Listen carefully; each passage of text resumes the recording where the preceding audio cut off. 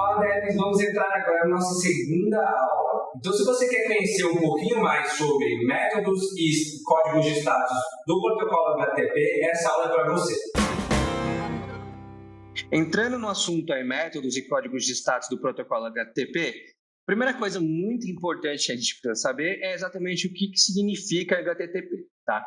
HTTP nada mais é do que um protocolo de comunicação utilizado na web. Então, tudo que você trafega hoje em relação a site, tudo que é dentro aí do browser e muito mais é utilizado o protocolo HTTP, um dos mais eficientes aí, e por isso ele é amplamente utilizado para transferência de conteúdo no mundo web. Tá?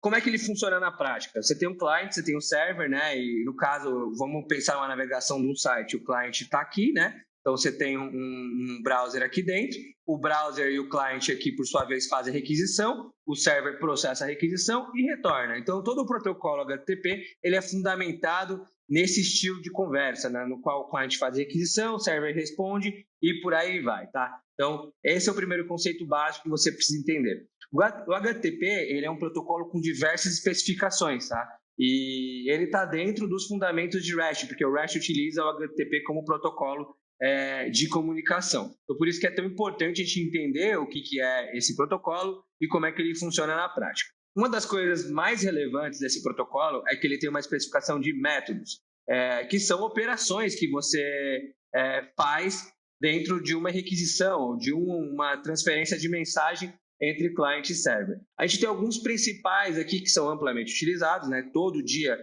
um desenvolvedor usa em uma API, que são eles. GET, que faz a busca de dados, então se você quer trazer uma informação específica ou você quer trazer uma coleção de dados, você utiliza esse método de GET. Você tem o método de POST, que você faz o envio de dados e o server recebe e insere um novo registro em algum banco de dados, em algum mecanismo de armazenamento.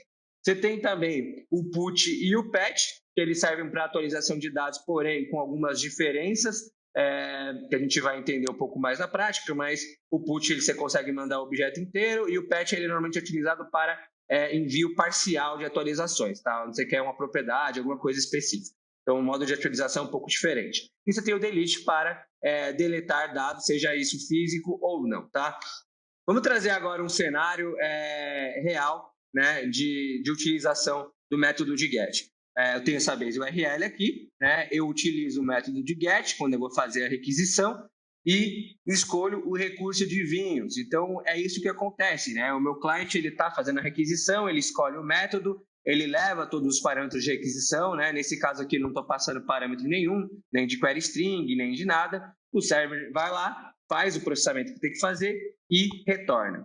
Ou, então, eu posso utilizar uma query string, como comentado anteriormente, e aí o server vai interpretar, além desse get geral desse recurso, quais são os parâmetros de filtro, né? Então, nesse caso aqui, eu estou colocando vinhos com no máximo 100 reais e do tipo branco, tá?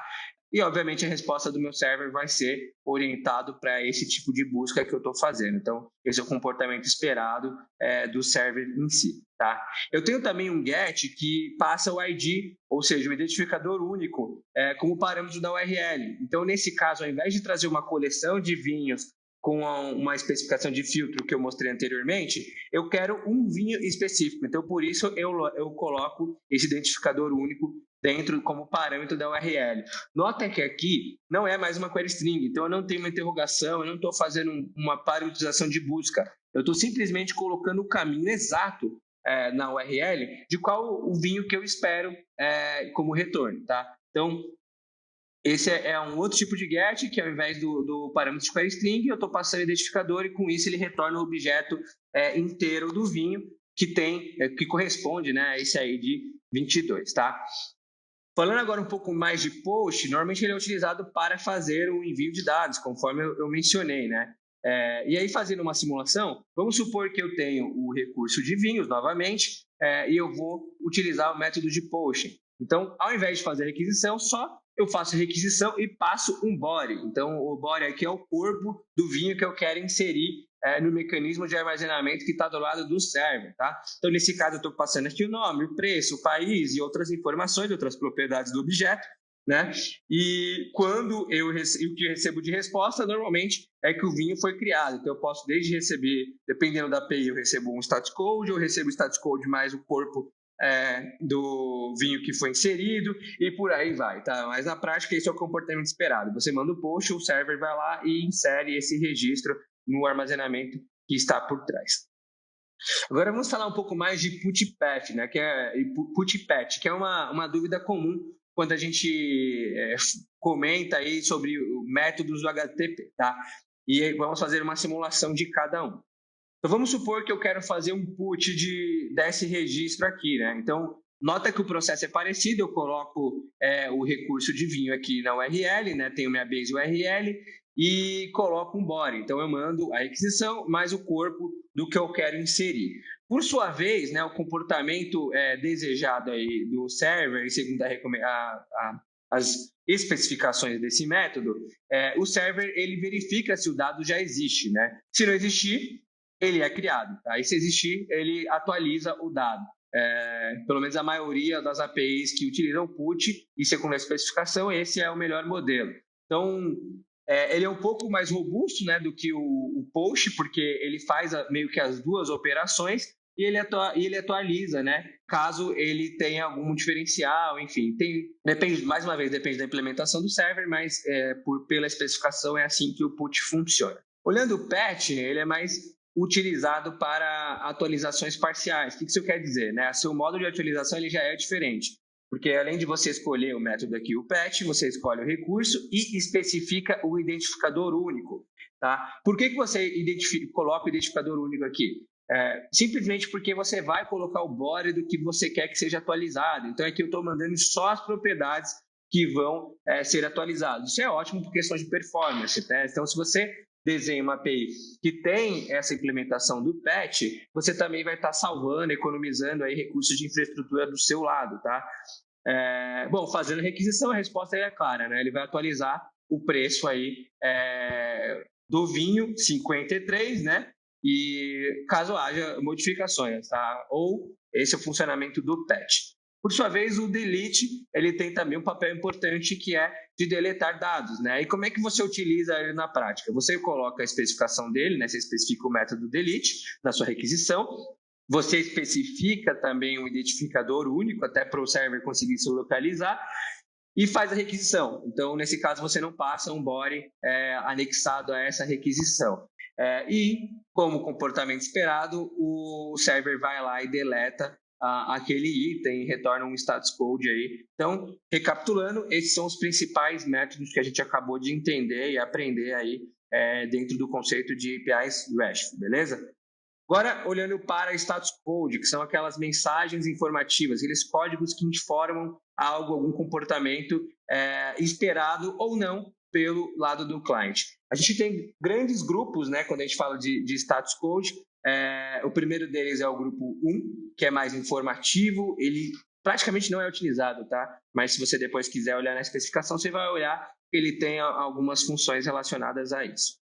O segundo grupo é o grupo de sucesso. Ele sim, ele é muito utilizado e normalmente ele está concentrado entre dois códigos, né? O primeiro deles é o 200, que ele é bem utilizado para qualquer tipo de requisição, né? Que quer dizer que deu certo aquela requisição feita pelo cliente. E temos também o código 201, que ele também é bastante utilizado, mas a maioria das APIs que eu vejo utiliza o 200 também para isso, que serve para informar que foi criado um registro com sucesso. Olhando o grupo 3, né, que ele é orientado a redirecionamento, a gente tem três mensagens que são muito utilizadas, tá, dentro desse grupo. A primeira delas é o 301, onde ela informa que aquele recurso ele foi movido aí. Então, por exemplo, eu tenho um recurso A, ele virou o recurso B. Né? O 304 ele é utilizado normalmente para te dizer que não há uma modificação dos dados requisitados pelo cliente. Então, isso quer dizer que, imagina que ele fez uma requisição de dados de produto, e aí nessa requisição, o server não traz produtos novos ou não traz nenhuma modificação do produto. Ele simplesmente pode retornar o 304 para dizer que a versão do cache do cliente é a última válida, que ele pode utilizar aquilo como um dado quente, digamos assim, tá? Temos também o 307, que também tem uma utilização interessante, que ele serve para informar aí o cliente de que houve aí um redirecionamento de uma página para outro endereço, porém isso é caráter temporário e coisas do tipo e não permanente, tá? Ele é mais utilizado para navegação de sites e não utilização de recursos, mas ele também pode ser utilizado para isso, porque ele está especificado no protocolo HTTP. E temos o grupo 4, que aí ele é mais orientado para erros do lado do cliente, ou seja, que a montagem da requisição ela segue uma estrutura incorreta, tá? Isso normalmente é o que quer dizer, né, quando vem alguma mensagem desse grupo. Dentre as principais mensagens, nós temos a 400, que é o bad request, ou seja, ele é um pouco mais genérico nesse caso, né? Ele fala simplesmente que a estrutura de requisição não foi de acordo com o que o server esperava e por isso ele não pôde processar.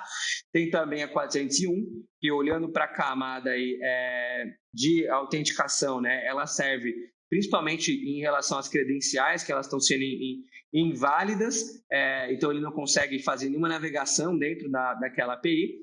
O que é diferente do 403, existe uma confusão de conceito aqui, mas o 403 ele é utilizado quando as credenciais elas estão válidas, mas você não tem nenhuma permissão para utilizar determinado recurso. Então, imagina que você conseguiu se autenticar, você está com um token válido, mas o seu token não é suficiente para você ter acesso a um determinado recurso. Então, para isso é utilizado o 403.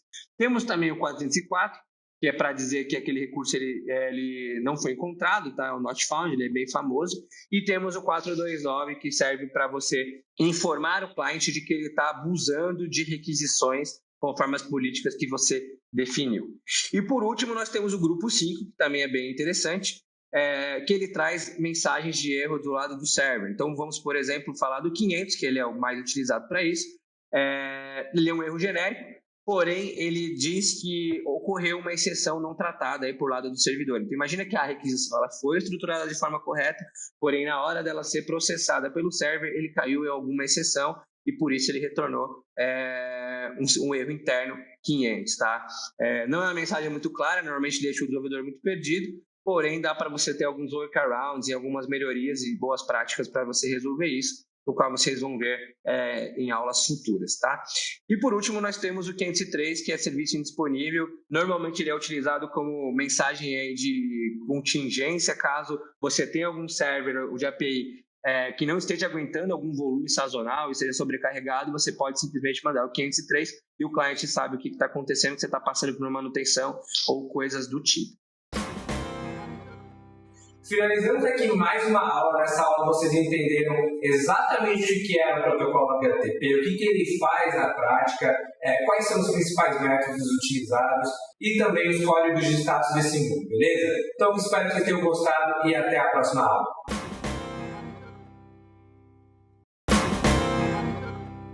Fala Dev, vamos entrar agora na nossa terceira aula. E essa terceira aula tem um tema especial, segurança em APIs RESTful. Então vamos agora explorar um pouco mais sobre o tema. O tema segurança em APIs RESTful é extremamente importante, porque quebra aquela dúvida, né? Será que é seguro mesmo eu expor a minha API? Como eu disse em outras aulas, as APIs elas deixaram de ser somente uma interface de comunicação interna das empresas, né? Agora ela é utilizada pelas áreas de negócio para gerar novas linhas de receita, então por isso ela tem que estar exposta para parceiros e para outras empresas no geral. Nesse sentido, essa é uma das primeiras dúvidas, né? Será que é seguro mesmo? As APIs estão maduras suficientes no quesito de segurança? E é exatamente isso que eu vou explicar na prática. Quais são os tipos, né, de autenticação, autorização, quais são os protocolos mais utilizados e por aí vai. Primeiro ponto muito importante, de fazer a diferenciação entre autenticação e autorização. Muita gente confunde e acha que é a mesma coisa, mas não é. E eu vou explicar com um exemplo aqui real.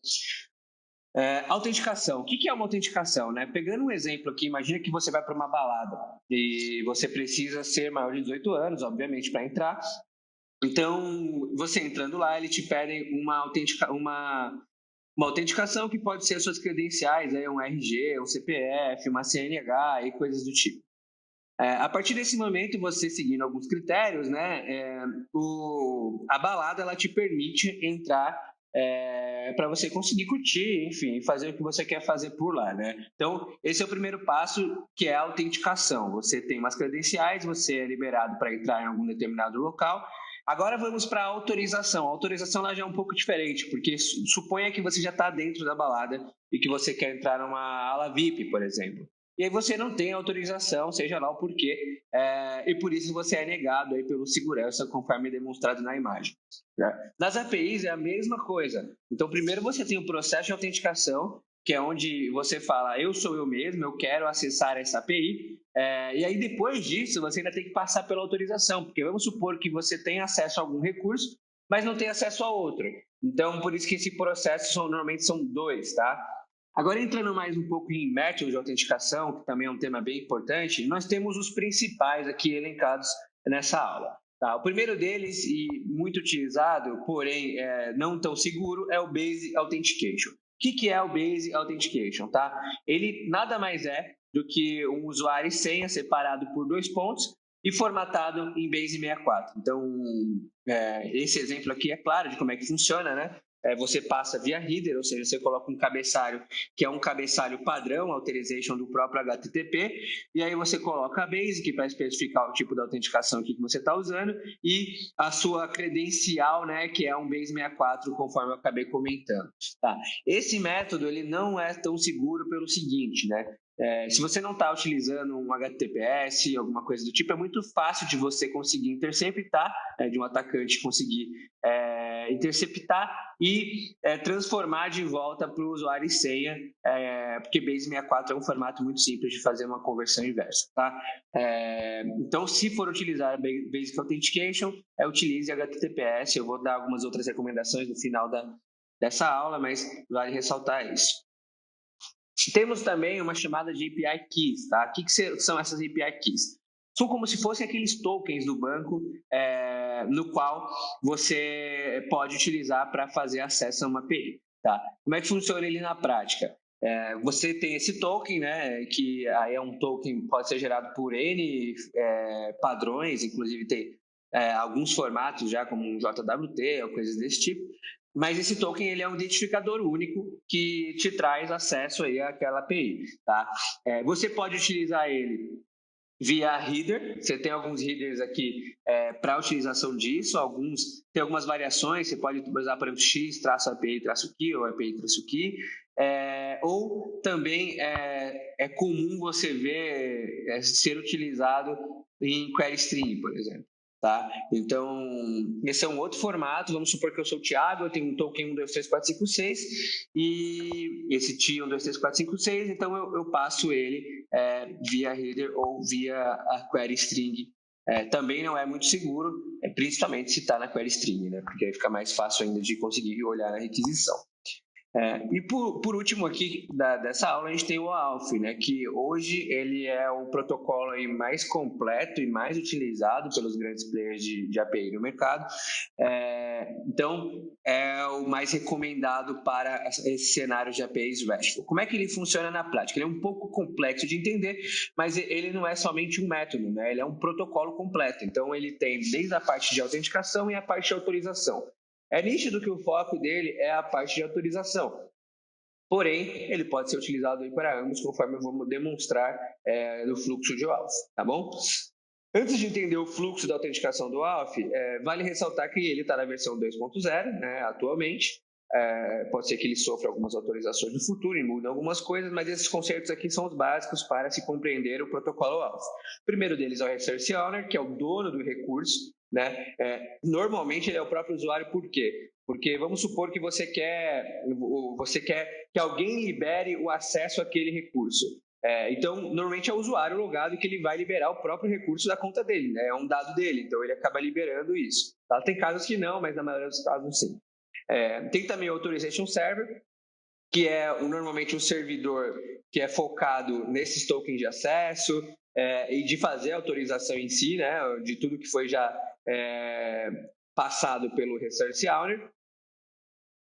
Tem também o Resource Server, que é o que recebe as requisições e faz todos os tratamentos necessários, e tem o client, que é quem normalmente é uma aplicação que está acessando recursos de outra e coisas desse tipo, tá bom?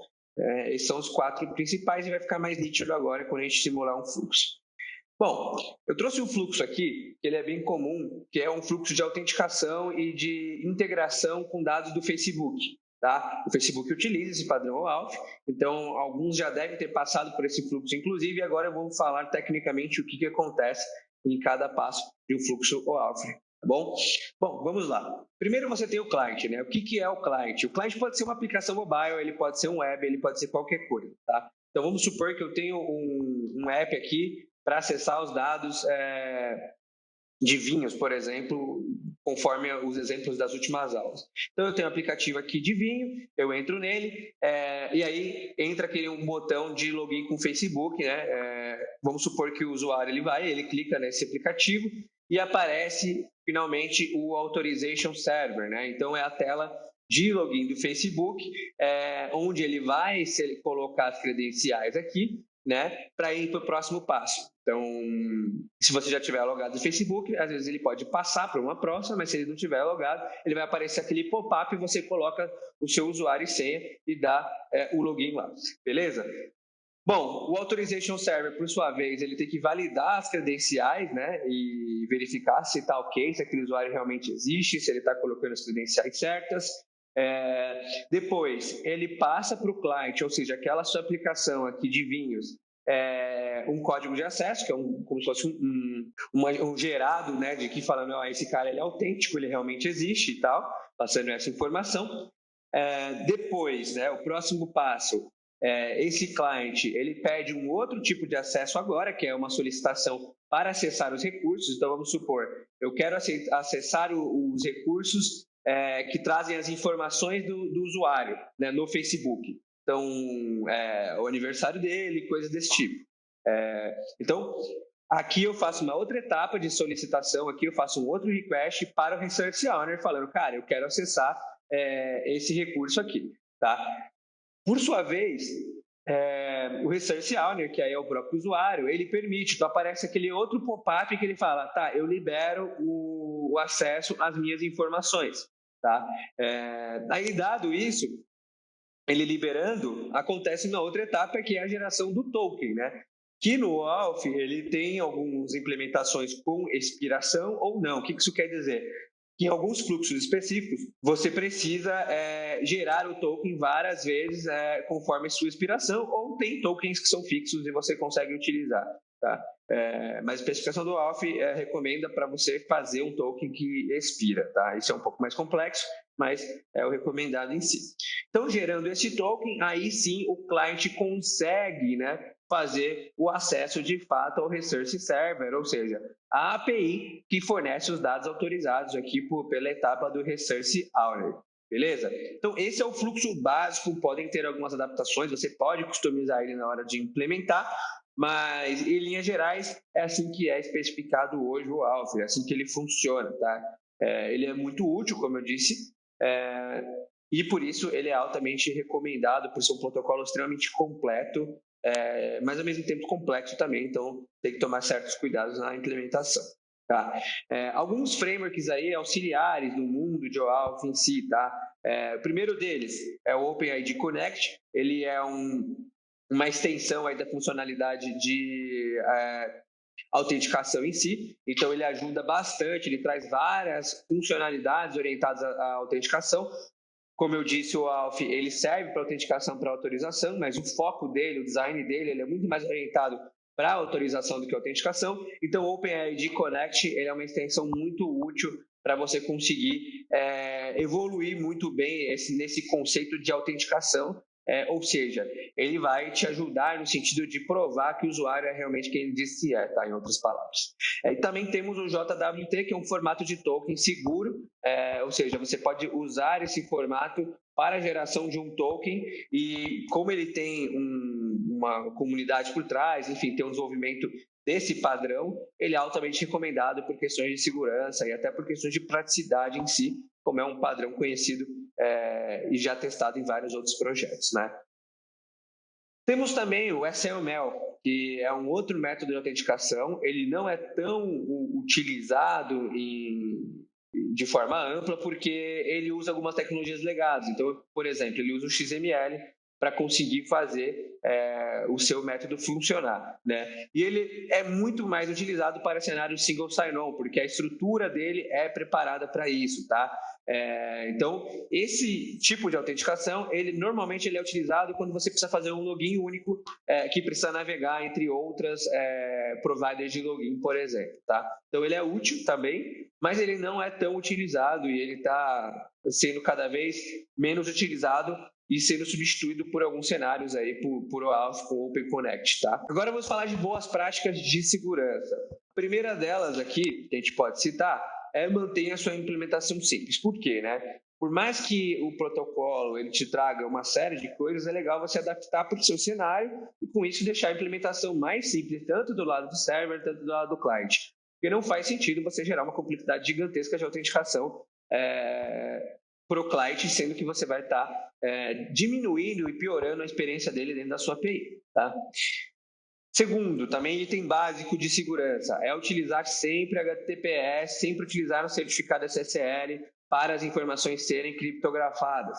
Isso, às vezes, atrapalha um pouco a questão de performance, porque cada mensagem trafegada ela passa por um processo de criptografia, mas vale a pena. Então, sempre utilize HTTPS. Uma outra dica muito importante, que aí vale principalmente para a API Key, não expor dados sensíveis na URL, tá? Porque, como eu disse, é muito simples de um hacker, enfim, de alguém mal intencionado, conseguir interceptar essa requisição e entender que esse token é válido para fazer requisições, tá? Então, ele vai se passar por você simplesmente sabendo seu token com isso aqui.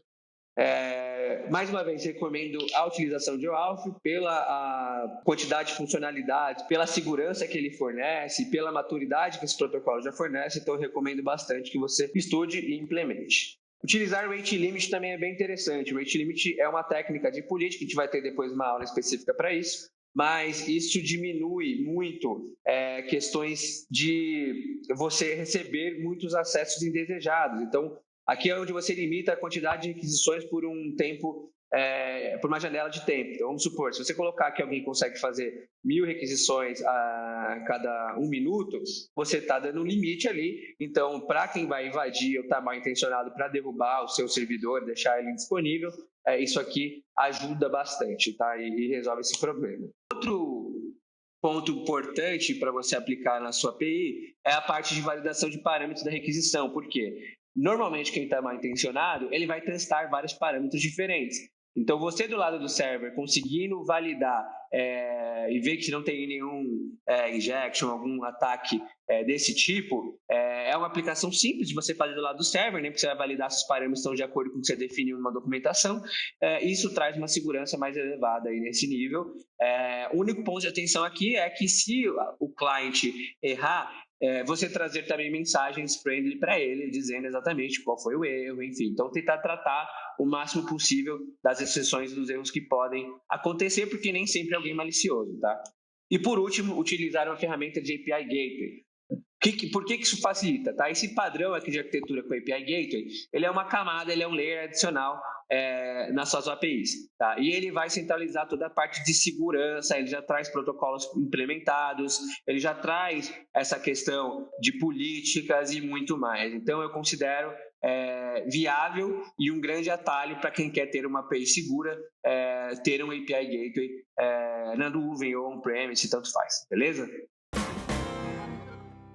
Finalizamos aqui mais uma aula e nessa explicamos quais são os principais tipos aí de métodos de autenticação, como funciona uma autorização e muito mais. Então, espero que vocês tenham gostado desse conteúdo de hoje e fiquem ligados até a próxima aula.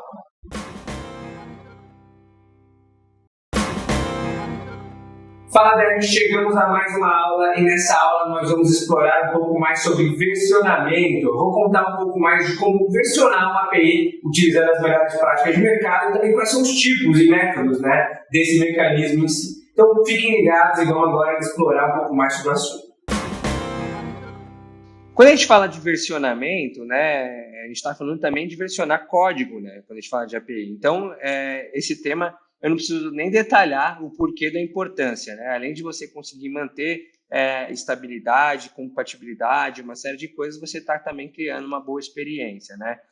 Sabe aquela história de você criar um cliente, criar um aplicativo mobile, apontando para uma API, ela mudar o tempo todo? Então, você aplicar muito bem essa técnica de versionamento vai te poupar aí que os seus clientes, seus consumidores não fiquem extremamente putos com você aí que desenhou uma API em si, tá? Quando a gente fala de tipos de versionamento, a gente tem alguns específicos e a gente vai comparar um pouquinho desses modelos. O primeiro deles é pela URL. Para quem não sabe o que é URL, a gente está falando basicamente de Uniform Resource Locator, ou seja, a localização de que está esse recurso, tá? Representado aí por essa URL aqui embaixo. A gente tem 3 tipos de versionamentos pela URL. A primeira delas é por subdomínio, o segundo é por path e query string, que eu vou explicar logo em seguida. Versionando pela URL via subdomínio é exatamente esse modelo que vocês estão vendo aqui na prática. Então, nessa primeira parte aqui da URL, né, depois do barra, eu estou colocando aqui o número da versão e com isso eu consigo fazer esse controle. A segunda que a gente está falando por path é depois do meu domínio, né? Então, o meu domínio aqui é api.minhagastronomia.com, eu coloco já logo como primeiro path aqui o versionamento em si e depois eu tenho a utilização normal do recurso. E por último é o versionamento via query string, ou seja, todo aquele formato que a gente viu que normalmente é utilizado para filtros e outras coisas, a gente coloca a especificação da versão e pode ser qualquer tipo de parâmetro ou nome de parâmetro. Aqui nesse caso eu especifiquei um parâmetro version igual a 1.0, depois do interrogação, que é o que especifica aqui a query string, e com isso o server ele tem que fazer esse tratamento aí de retornar os dados desse recurso apontados para essa versão, tá? Um outro tipo também muito comum é o tipo de versionamento pelo header, ou seja, pelo cabeçalho, no qual é utilizado ou o cabeçalho o accept aí do content type ou um header customizado em si, tá? No sentido de a gente utilizar aí o header aí do content type accept, normalmente é utilizado dessa forma, tá? Então eu faço uma mistura do versionamento com o formato de dados aí para que o server consiga entender qual que é a versão que eu quero e como é que eu trato isso, e o cliente recebe exatamente os dados também dessa versão, tá? Nota que dessa maneira, especificado pelo header, a URL ela continua intacta, né? Então você não mexeu nada aqui conforme os exemplos anteriores, que são de versionamentos orientados a mudanças na URL. E aí, seguindo o modelo de header custom, né, eu criei um novo header aqui, que é um API version. Então, a partir disso, eu especifiquei a versão, minha URL continua intacta e eu consigo tratar essa comunicação de consumo de uma versão diferente ou não do meu cliente. Agora vamos ao que interessa, né, seguindo uma linha prática de versionamento. Primeira coisa que você tem que ter em mente, né, o versionamento ele tem que te apoiar nas suas estratégias de DevOps, então em automações do seu pipe de DevOps, automação de subida de novas versões e por aí vai, tá? Então é muito importante que você use esse critério na hora de você escolher um mecanismo. Um outro critério muito importante, obviamente, é a experiência do desenvolvedor que está do outro lado, né? Porque a gente já sabe que a API não é só uma questão técnica, agora ela já é utilizada para cenário de negócio, então se eu estou desengajando ou trazendo uma má experiência, isso impacta os objetivos de negócio da minha empresa, ou enfim.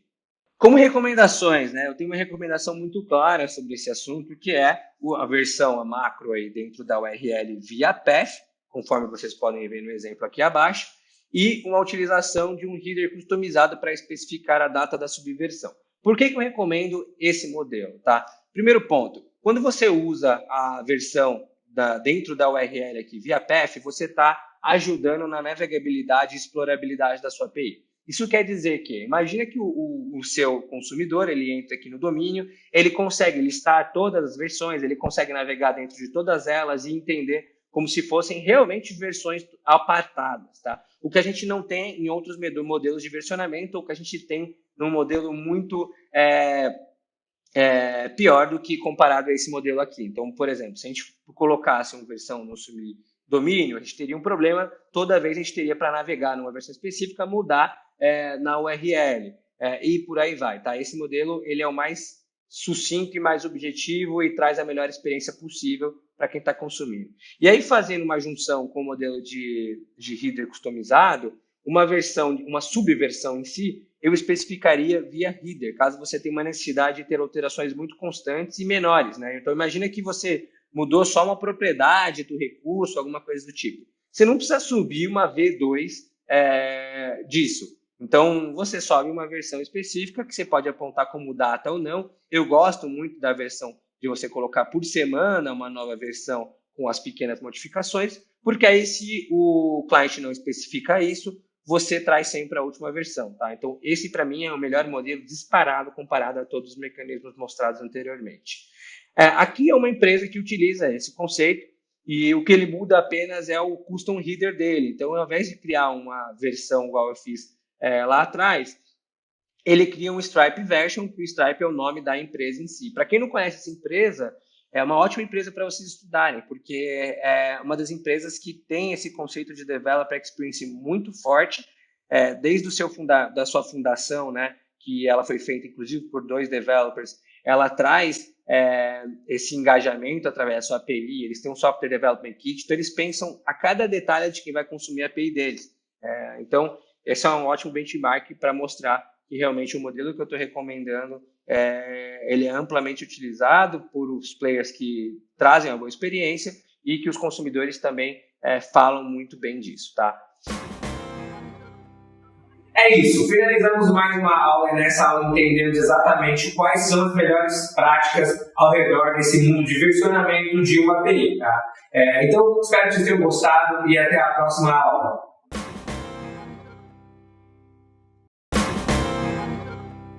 Fala Devs, chegamos agora a uma aula sobre paginação, filtros, organização e muito mais. Muita gente tem dúvida, né, de como fazer isso na API RESTful e é exatamente para isso que a gente vai explorar um pouco mais esse assunto. Então, vem para essa aula.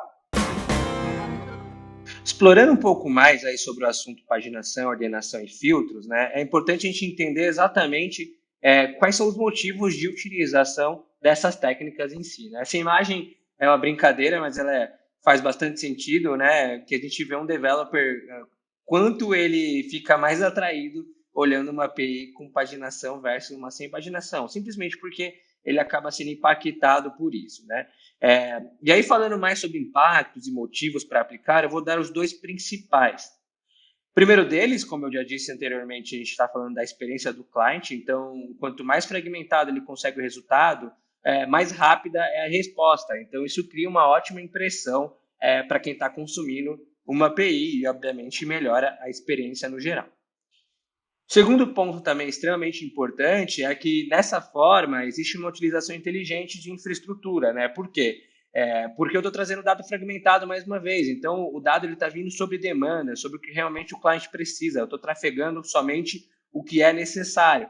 Então, com isso, os recursos de infraestrutura eles também são utilizados de uma maneira um pouco mais eficiente e inteligente. Tá? Então, esses são os 2 principais motivos e que fazem bastante sentido para que a gente entenda e aplique um pouco mais sobre esse tema.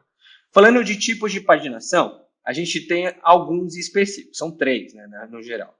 O primeiro deles é um orientado a cursor, no qual eu consigo, quando eu faço uma requisição, eu recebo qual é o identificador do próximo cursor e isso me traz o parâmetro de navegação que eu preciso, tá? Então, vamos supor que eu estou pegando uma página XYZ, ela me traz aqui um next cursor da vida, um parâmetro de novo cursor, e aí eu consigo fazer uma navegação a partir disso, tá? Esse exemplo, ele explica um pouco mais de como é que funciona. O meu cursor, no caso, ele é o ID dos vinhos, né? Então, nessa consulta em específico, o cursor está inserido na minha query string, e aí na minha query string eu especifico a partir de qual ID eu quero e qual é o máximo. Então, eu tenho uma chave única aqui para identificar qual que é o cursor e faço todo o tratamento a partir disso.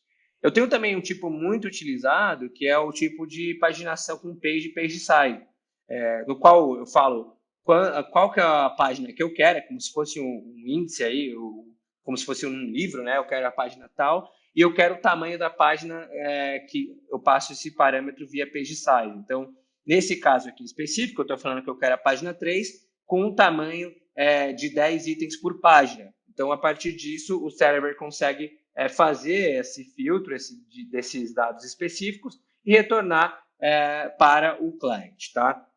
Bem simples de entender. E por último, a gente tem também o tipo Offset Limit, que também está sendo muito utilizado, que ele é um tipo mais simples e mais talvez objetivo, né? Ele basicamente te passa um parâmetro de offset, que é o deslocamento dos registros. Então, nesse exemplo específico, eu estou deslocando os registros para a partir do 10, do décimo, né? Então, e depois disso eu passo o parâmetro de limite, né? Que eu falo que eu quero 30 vinhos. Então, é como se eu estivesse pegando uma tabela de 0 a 40, pegando o índice 10 até o índice 30 aqui, até o índice 40, desculpa. Do índice 10 até o índice 40. Então, com isso, eu consigo também paginar os registros aí de um recurso, tá? Esse é o último tipo. Agora, falando de tipos de filtro e de ordenação, né? Quando a gente fala de filtro, é utilizada a query string, né?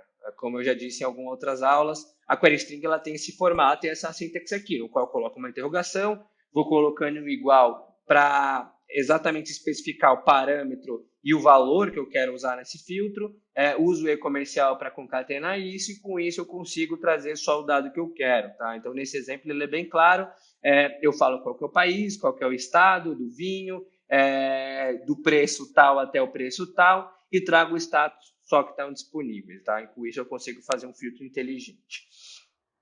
Eu tenho outro tipo de filtro que também é bem interessante, que é quando eu tenho muitos filtros, eu consigo utilizar o subrecurso, que já tem um filtro já montado. Então, nesse exemplo aqui, ao invés daquela montagem tudo via query string, eu uso um subrecurso que já traz aquele disponível igual a sim ou não, né? De status disponível, desculpa. Aqui esse subrecurso, né, disponíveis já é igual àquele anterior que eu mostrei de status igual a disponível, só que ele está montado, né? Então eu posso fazer isso com várias outras coisas. Posso concatenar, por exemplo, 2 ou 3 filtros de query string dentro de um subrecurso e com isso tornar a URL um pouco mais amigável, tá? Esse exemplo é bem claro também sobre isso e pode ser um mecanismo bem interessante. Falando de ordenação específica, eu normalmente utilizo o parâmetro sort. E aí, falando de sorte, eu coloco exatamente quais são as propriedades que eu quero fazer essa ordenação.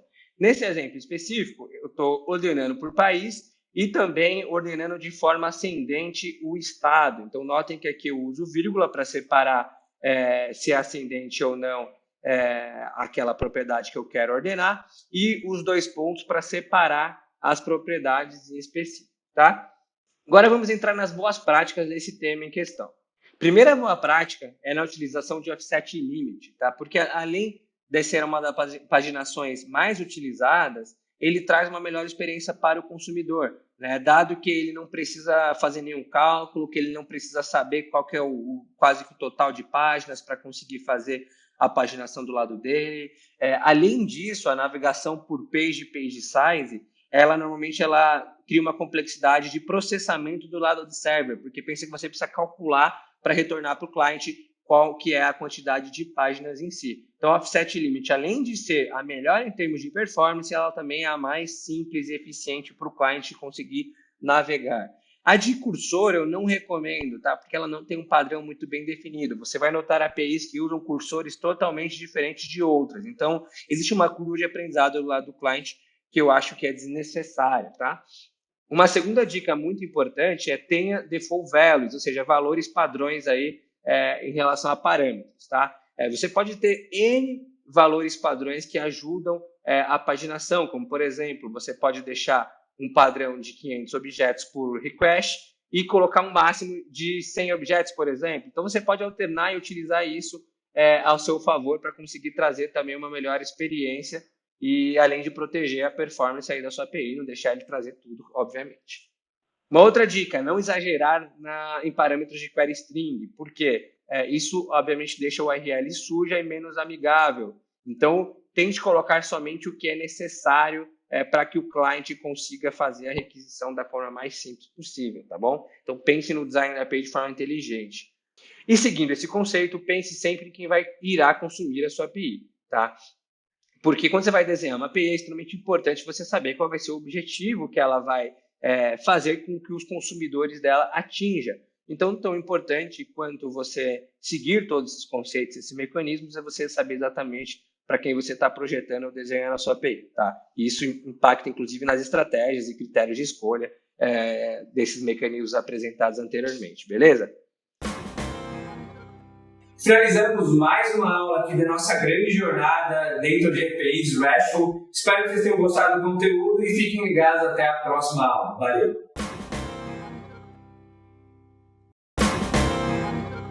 Fala Dev, entramos em mais uma aula e nessa aula nós vamos falar um pouco sobre políticas em APIs RESTful. Esse é um assunto extremamente importante, tá? No qual a gente tem algumas técnicas muito específicas sobre isso. Então, fiquem ligados e vamos explorar esse tema comigo.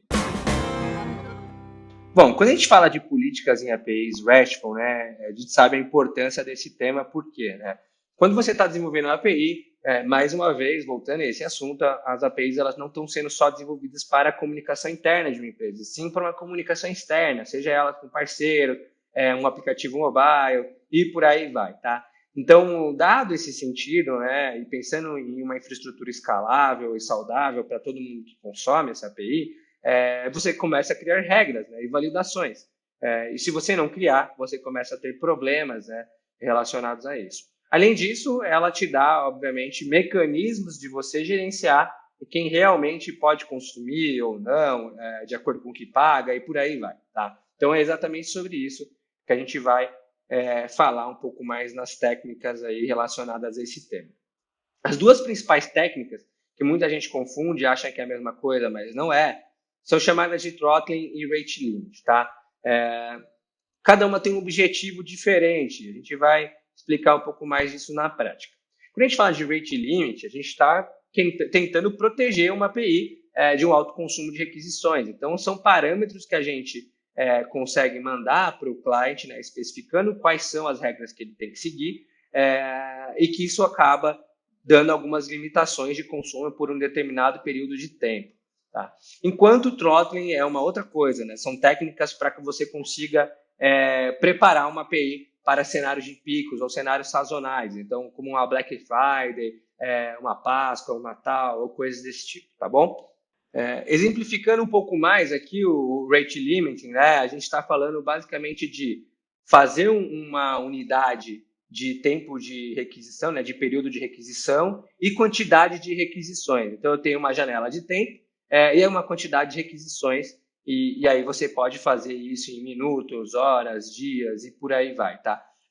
As mais utilizadas normalmente são por minutos, até porque o rate limit ele é mais orientado a um espaço curto de tempo, tá? Então aqui é um exemplo claro de como é que seria isso na prática e como é que o consumidor teria essa mensagem numa forma não técnica e traduzida, né? Por outro lado, quando a gente fala de throttling, eu estou configurando uma fila de requisições excedidas, né? O que isso quer dizer na prática? Eu tenho um tempo de delay desse processamento, eu estou dizendo que eu não vou processar, né? Ou seja, ele pode ter um limite, e aí esse limite, após o limite, essas requisições elas entram numa fila. E ela vai ter um delay para ser processada e ser retornada. Então, você vai acabar diminuindo a performance de quem está consumindo, ele não vai ter um tempo de resposta tão bom, mas ao mesmo tempo você não vai estar limitando as requisições e parando de responder de uma hora para outra, tá? Então você pode combinar, inclusive, essas duas técnicas que eu comentei anteriormente. Aqui é um exemplo, né, uma linha do tempo de como é que funcionaria a combinação disso, né? Então, utilizando aqui um rate limit para 5 requisições por minuto, a gente pode olhar aqui exatamente que a partir das 6 a gente já começa a receber requisições em fila, né? E então, depois que ele exceder o rate limit, ele entra na estratégia de throttling. Na estratégia de throttling, ele vai ter direito a uma retentativa aqui com 1 minuto de delay, né? Então, vamos supor que ele entrou na fila aqui de throttling às 20 horas e 50 segundos. Depois de 1 minuto, ele tem essa requisição processada. Porém, se ele tiver uma retentativa aqui de mais de um, que é o caso aqui a partir do 7º request, ele começa a receber um status code de 429, ou seja, que excedeu a requisição ou too many requests, tá? A partir disso, dessa linha do tempo aqui, quando ele dá 1 minuto, né, dessas requisições aqui, eu começo a entrar numa nova janela de rate limit. Então, já começa a ficar verde de novo, o server já começa a aceitar uma requisição e essa janela começa a funcionar mais uma vez dessa linha do tempo aqui que eu comentei. Então, 5 requisições permitidas, a partir da sexta ele entra em fila e processa sempre depois de 1 minuto e por aí vai. Tá? Então, essa é a linha do tempo de quando eu utilizo uma técnica aí bem sucedida de rate limit em conjunto com o throttling em si, beleza? Tem uma outra questão também importante sobre esse tema, que é o API cota, né? O que isso quer dizer na prática? Ele é muito parecido com o rate limit, porém ele é mais utilizado em cenários comerciais. O que isso quer dizer? Tá? Imagina que eu tenho um CRM aqui, e aí eu quero cobrar pelas requisições da minha API. Então, normalmente é utilizado esse termo de API cota para eu conseguir definir uma unidade disso, tá? E normalmente ele é utilizado também por um período maior de tempo, tá? É diferente do rate limit, que eu tenho quase que um reset depois que ele respeita uma unidade de tempo. Aqui, como o tempo é maior, é quase como se fosse uma conta de celular, né? Então, eu estou dando um exemplo aqui que uma cota do meu cliente é 5.000 requisições por mês. Não importa em que período que ele tiver, se ele exceder essa cota, ele não consegue mais fazer nenhuma requisição, não importa qual rate limit, não importa todas as parametrizações de políticas que estão por trás, tá? Então, inclusive, é muito comum a gente confundir os termos, mas na prática ela é combinada com o rate limit, até porque o rate limit ele é utilizado num período menor de tempo e a API cota normalmente é utilizado num período maior, aí por mês, por exemplo. A gente também tem uma outra técnica chamada de API Burst, é quase que um plus aí do curso em si, né? O que faz essa técnica de API Burst na prática? Ela disponibiliza uma infraestrutura ociosa, tá? Ela é bem complexa de implementar na prática, mas ela tem um resultado interessante que é o seguinte: se eu percebo que eu tenho uma infraestrutura ociosa e eu quero que alguém tenha mais performance aí de processamento de requisição, eu consigo fazer essa técnica, esse algoritmo e com isso melhorar a performance de alguns clientes porque eu estou tendo uma infraestrutura ociosa. Então é quase que um algoritmo de distribuição desse consumo no qual eu consigo ser mais eficiente trabalhando muito bem com a minha capacidade ociosa do servidor, tá? Então, essa é uma técnica, mais uma vez, mais complexa de implementar, mas existem alguns algoritmos e alguns frameworks já prontos para isso, tá bom? Finalizamos aqui mais uma aula, espero que vocês tenham entendido e gostado, né, desse conteúdo em si. Então, fiquem ligados e até a próxima aula.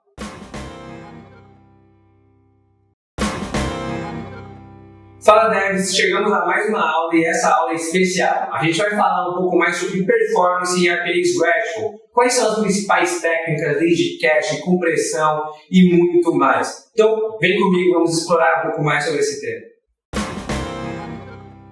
Eu sempre digo que trabalhar com alta performance e uma arquitetura escalável é uma arte aí em arquitetura de software, né? É um grande desafio porque a gente às vezes desenha um software e não sabe exatamente qual vai ser o volume de acesso, de requisições e coisas do tipo, né? Então, a ideia é que a gente vai falar um pouco mais sobre os mecanismos para se obter uma alta performance dentro de uma API RESTful. Então, a gente vai falar de cache, compressão de dados e muito mais, beleza? Mas, primeira coisa, a gente precisa entender exatamente o que é cache, né? Então, em outras palavras, o cache ele é uma estrutura de armazenamento, né? E focada em dados aí temporários, digamos assim. Então, nesse sentido, você vai ter um acesso muito mais rápido, né? Porque ele também é uma estrutura de armazenamento para muitas requisições, ou seja, dados que são acessados com certa frequência e que normalmente tem uma atualização não real-time, né? Porque quanto mais real-time, mais difícil de você conseguir cachear e criar uma estrutura de cache inteligente com isso, tá? Como pontos positivos, que são nítidos, né, na utilização de cache, a gente tem a redução de latência de rede, porque a melhor requisição é aquela que a gente não precisa fazer, né? Acho que essa é uma frase bem legal aí do mundo de arquitetura de software. Com isso, você fazendo menos requisições e fazendo requisições só na estrutura de cache, você está reduzindo também a carga de processamento do servidor e com isso o tempo de resposta para o cliente também fica otimizado, tá? Então, essas são as 3 principais vantagens de utilização de um cache. Um outro conceito interessante que a gente precisa entender antes de qualquer coisa é que existem 2 tipos de cache, né? Existe o cache shared, né, que é o que a gente fala que ele é compartilhado e que pode ser reutilizado entre diversos usuários. Você pode criar uma camada de shared cache que todos os usuários eles batem nesse mesmo cache. Ou você pode ter o private cache, que aí o armazenamento da resposta fica somente para aquele usuário único, tá? E, assim, ambos os caches podem ser implementados com várias técnicas que a gente vai ver mais à frente aí nessa aula. Primeiro a gente vai falar de cache no client, tá? E depois falar de cache no server. Acho que é importante separar esses dois conceitos até para um melhor entendimento e uma melhor utilização em casos de uso.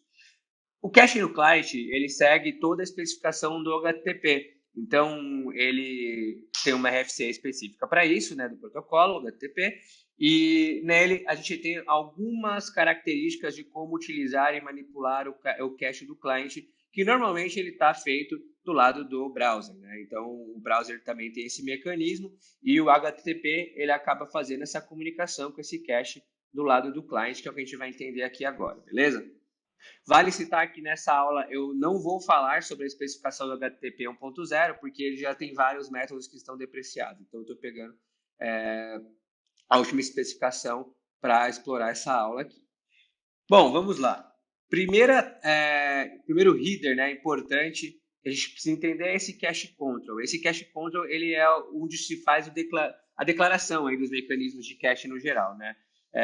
E aí aqui a gente acaba controlando exatamente o comportamento do cache que a gente espera do lado do cliente. Essa aqui é uma atribuição, né, no store, que é para não armazenar nenhum tipo de cache. Então, a instrução que é passada aqui é que toda vez que for fazer a requisição, faz o download de novo da resposta. Tá? Eu desconsidero que existe um mecanismo de cache e sempre faço a requisição a partir dessa atribuição aqui de no store. Eu tenho também o mecanismo de no cache, né? Com essa diretiva aqui de no cache, o comportamento é um pouco diferente. Muita gente confunde, né, o no store com o no cache, mas o no cache ele faz o seguinte: ele valida os dados aí do seu cache, né? Então, qual que é a ideia desse mecanismo, né? É economizar a largura de banda, porque com certeza que aquele cache está atualizado, ou seja, caso o servidor responda ao browser que o cache está atualizado, então o browser traz os dados do cache e não faz o download dos dados do servidor novamente. Então ele é um mecanismo bem inteligente, né, que você consegue manipular esse tipo de coisa. Temos também o public. O que quer dizer o public, né? Ele nada mais é do que ele está dando uma informação de que aquele cache ele pode ser compartilhado para outros usuários, tá? Então você consegue controlar isso a nível de cliente também. E você tem o private, que aí é uma instrução contrária. Então, você está dando uma informação de que esse cache tem que ser somente seu, tá? Essa é a mensagem que você está passando dentro da requisição. A gente tem algumas diretivas também que são orientadas para a expiração do cache, né? Então, quando a gente usa esse max age, por exemplo, você está especificando o tempo máximo que o cache vai ficar disponível em segundos, tá? Então, isso quer dizer que quando for expirado esse tempo, tem que ser feito novamente a validação do cache, o download da resposta e por aí vai, tá? Temos também a diretiva Must Revalidate, que ela é bem importante, tá? O que ela faz na prática? Ela simplesmente obriga que o browser sempre, toda a requisição, revalide os dados com o servidor antes de utilização de um cache. Então, é um jeito bem interessante para você sempre estar com os dados atualizados, né? Porque essa diretiva ela acaba obrigando, de certa forma, utilizando o cache de forma inteligente em si. Entramos agora nas entity tags, ou e-tags. Isso aqui é um dos temas mais importantes quando a gente fala de cache e pouca gente sabe utilizar, tá? O que isso quer dizer na prática? Ele serve como uma chave única, né, e consistente que vai possibilitar toda uma utilização de um cache de forma inteligente, tá? Eu vou mostrar para vocês o fluxo, né, e o caso de uso desse eTags, para vocês entenderem exatamente como é que ele funciona na prática. Aqui eu tenho 4 etapas de fluxo, no qual no fluxo 1, se vocês notarem, o cliente faz a requisição, então ele está buscando o recurso de vinhos aqui, o vinho 1, 2, 3, por exemplo, né?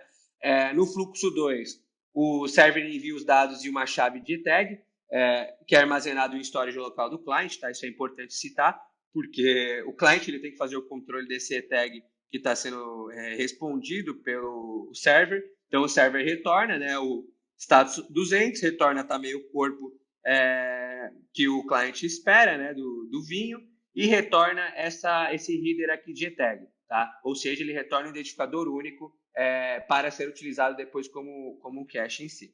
Depois, o que o cliente ele faz? Ele faz uma requisição e ele coloca um header novo aqui do eTag, que é esse if known match. E ele passa o que ele armazenou na request anterior, tá? Então, isso vai passar uma informação para o server, que aí na etapa 4, ele vai validar se aquele dado foi modificado ou não. Então, é um jeito de fazer uma comunicação muito inteligente, né, e que faz um reaproveitamento do cache da melhor forma, porque ele vai forçar sempre o último dado atualizado, né? E lembrando que o server ele tem que ter isso bem implementado também, tá? Isso é a especificação como ela recomenda a utilização de comunicação de client e server a partir das entity tags. E aí, por último, né, o que o servidor ele manda de novo, né, o identificador aqui único, caso não haja a modificação, né, do dado, porque é o identificador do dado em si, e ele manda o status code 304, que é a recomendação também para esse tipo de cenário, tá? Então, o que quer dizer not modified, não tem nenhuma alteração nesse objeto, então não faz sentido você pedir para eu processar uma nova requisição, uma nova busca completa e por aí vai, tá? Então, esse é o mecanismo de eTag. Notem aqui que é a especificação do header, né, de como é que funciona cada comunicação em si, e é altamente recomendado essa implementação quando a gente fala de cache aí de comunicação entre cliente e server. Bom, agora vamos entrar no mundo do cache de server, que é bem diferente quando a gente compara com o mundo de cliente, né? Lembrando que é uma combinação sempre dos dois, porque a gente está falando de uma API RESTful que tem como característica a comunicação entre cliente e server, beleza? Bom, vamos lá. Entrando na primeira técnica, nós temos o load balancing, que ele é normalmente uma configuração dos próprios servidores web, como o Nginx, Apache, IS.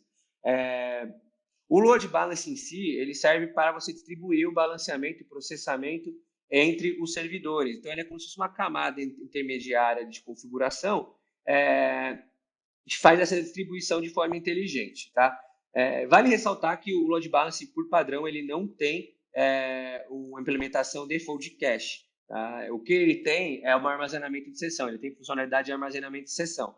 Porém, o HTTP ele é stateless, APIs RESTful eles foram desenhadas para ser stateless, ou seja, não armazenar a sessão, mas é um workaround que você pode utilizar. Né? Então, você pode utilizar esse mecanismo de armazenamento de sessão do lado do server, fazer uma configuração de load balance, e através desse armazenamento de sessão, você fazer um armazenamento de cache em si. Tá? Então, essa é a primeira técnica que a gente consegue notar aqui. Em outras palavras, né, olhando mais o visual, é assim que ele funciona. Então, ele está aqui como intermediário, ele faz essa distribuição do processamento, das requisições. Então, ele também é muito interessante no sentido de uptime, né, de contingência e coisas desse sentido, e de escalabilidade no geral, tá? Então, se tem uma falha no servidor, ele vai distribuir para um outro servidor em si. Agora, entrando no conceito de proxy reverso, né, ele é basicamente uma interface pública da sua API. O que isso significa na prática, tá? Ele funciona também como intermediador de todas as requisições internas e ele tem algumas vantagens, né, quando a gente olha comparado a outros tipos de cache. A primeira delas é a segurança. Então, ele tem algumas funcionalidades de configuração de SSL e coisas nesse sentido. E performance também, porque ele tem algumas funcionalidades de comprimir dados aí que vão ser trafegados em cache. Então, isso torna bem atrativo o modelo de utilizar um proxy. E as implementações normalmente também são feitas, tá? Via os próprios servidores web, como Nginx, Apache e S. Nativamente eles têm tanto a configuração de load balance como configuração de proxy, tá? A diferença é que cada um tem um objetivo mais específico, né? O load balance ele é mais orientado para distribuição de carga. Você pode utilizar também os mecanismos dele para fazer cache. E no proxy ele é mais orientado para cache mesmo, tá? Ele já traz funcionalidades que apoiam um pouco mais essa necessidade em si. E aqui é o desenho de como é que funcionaria uma requisição, né? Então, se ele acha em cache, ele nem bate aqui nos servidores, ele simplesmente intermedia e traz o retorno aqui do lado do server, tá? Temos também o gateway. O que é o gateway, né? O gateway é mais completo, ele é como se fosse tudo que eu disse do proxy reverso, né? Porém, ele acaba sendo muito mais completo no sentido de funcionalidades. Por quê? Ele traz já conceitos de roteamento, monitoramento, autenticação, autorização, transformação de dados, segurança e muito mais. Tudo isso que está descrito aqui, tá? E ele também fornece um padrão de arquitetura que, para APIs RESTful, ele acaba sendo bem atrativo. A diferença aqui é que você não tem as implementações deles já direto num servidor web. Então, você não consegue configurar um gateway dentro de um IS, você não consegue configurar dentro das funcionalidades padrões dos servidores web, tá? Normalmente você precisa contratar uma ferramenta de API Management, como o caso do Link API, o caso do Kong, enfim, e de outras ferramentas aí de mercado, tá? Aqui é um pouco de como é que funciona, nota que o desenho é um pouco diferente e ao mesmo tempo não, né? Porque ele ainda funciona com um intermediador aqui, porém com várias outras funcionalidades embarcadas. Inclusive, ele mesmo utiliza cache com proxy reverso dentro dele, tá? Então, é muito interessante que ele tem tudo que um proxy reverso tem, porém ele é um pouco mais avançado em termos de funcionalidades e já tem as implementações meio que montadas de um proxy reverso até mais completo, seja ele uma implementação com cache de Redis, Memcache e por aí vai, tá? Então, isso é um pouco da técnica de API Gateway. Temos também SDN, que é um modelo bem interessante aí de cache, que, para quem não conhece, basicamente ele é uma rede mais próxima de onde vai ser consumido o conteúdo e ele consegue fazer réplicas daquele seu conteúdo. Então, vamos supor que você tem uma imagem muito pesada. Você coloca ela num servidor mais próximo e, ao mesmo tempo, isso vai trazer muito performance, porque não tem latência de rede, né? Então, é uma técnica muito simples e, ao mesmo tempo, muito performática, né? Ele incrementa bastante performance, porque ele tem várias localizações e, com isso, você acaba sempre consumindo um conteúdo ou entregando o conteúdo de forma muito inteligente, tá? Dentre os principais players que são famosos, a gente pode falar basicamente de Akamai e CloudFront. E, por último, né, a gente vai falar de compressão de dados, é um assunto também relevante quando a gente fala de performance. O próprio padrão REST ele já permite vários formatos aí de dados, como vocês podem ver. E o que é interessante é que para todos os formatos, assim, você consegue comprimir a mensagem e deixar ela menor para o cliente consumir ela, tá? Como é que você faz isso na prática? O cliente ele precisa especificar no header o que vocês estão vendo aqui agora. Então, você tem essa diretiva aqui, você tem um header de accept encode e você coloca esse gzip, que é o formato padrão de compressão de dados aí, tá? Obviamente, o servidor ele tem que ter isso implementado, né? Vale ressaltar. Então, qual é o comportamento do servidor se ele tem essa implementação? Né? Ele, obviamente, compacta os dados, né? E ele também retorna um indicativo desse processo, trazendo esses headers aqui que vocês estão vendo. Então, ele traz esse content encoding e aí ele fala exatamente o que ele tem essa funcionalidade implementada. É um jeito dele acabar trazendo esse tipo de informação. Sobre algumas considerações importantes desse tema. Se ele tiver num formato não reconhecido pelo servidor, ele normalmente vai retornar um status code de 406, ou seja, não aceito, né, que é o not acceptable. Se for um formato conhecido, né, que você está solicitando, porém ele não tiver implementado, então ele tem que retornar o 415, que é unsupported media type, tá? Esse também é um caso interessante se você for implementado lá do server entender quais são os status code sobre isso. Além disso, nós temos também várias ferramentas, tá, para monitoramento de performance.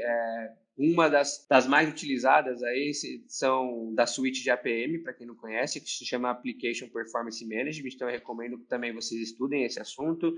Vocês estudem também conceitos de performance stress, performance testing. Vocês estudem também como fazer testes de stress, testes de carga dentro de uma API e muito mais. Tá? O tema performance ele é muito amplo, ele é muito complexo e aqui a gente abordou os principais conceitos dentro dele, tá bom?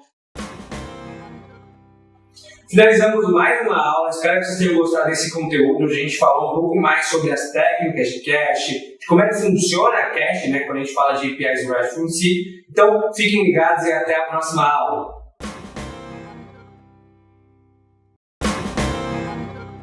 Fala, Deb, chegamos à nossa última aula do curso aí de virar quase que um super saiyajin dentro do conceito de APIs RESTful. Tá? Nessa aula de hoje, nós vamos explorar sobre como chegar no nível supremo aí de Developer Experience, ou seja, como é que conseguir proporcionar a melhor experiência possível para quem vai consumir a sua API. Então, fique ligado, a gente vai fazer um guia prático sobre o assunto e vamos explorar um pouco mais agora sobre isso. Chegamos à nossa última aula, infelizmente, aí de toda essa jornada de aprendizado sobre APIs RESTful. E qual que é o objetivo dessa aula em específico? A gente vai falar como chegar ao nível supremo de APIs RESTful. A gente sabe que é importante, né, seguir as boas práticas, mas aqui eu vou além, né? Não só em termos de boas práticas para o lado do designer da API, mas o que de fato impacta na experiência de quem vai consumir, né? Aqui isso é o mais importante. Partam do princípio que quando você desenvolve uma API, o desenvolvedor ele é o seu cliente. Então, por isso esse tema ele é tão relevante assim. Para contextualizar um pouco a base, né, e os fundamentos dessa aula, a gente vai usar um framework do Richardson, chamado A Glória do REST. Tá? Como é que funciona esse framework na prática? Tá? Ele tem levels ou níveis aqui de maturidade dentro do contexto de APIs. Então, no framework padrão, ele vai até o nível 3, tá? E aí, como customização do framework, eu adicionei o último nível aqui, o nível 4, que é o nível mais supremo em relação às APIs RESTful. Eu vou começar diretamente do nível 2, eu vou dar uma breve explicação sobre o nível 0 e nível 1, porque a gente já parte do princípio que vocês fizeram as últimas aulas e entenderam exatamente o básico sobre o mundo das APIs RESTful, beleza? Só contextualizando, o nível 0, ele é simplesmente a utilização do protocolo HTTP como comunicação numa URL única, né? Então, imagina que você, tudo via post, você resolve por lá, seja ele GET, seja o que for.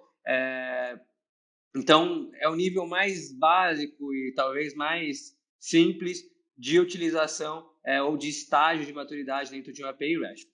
Tá?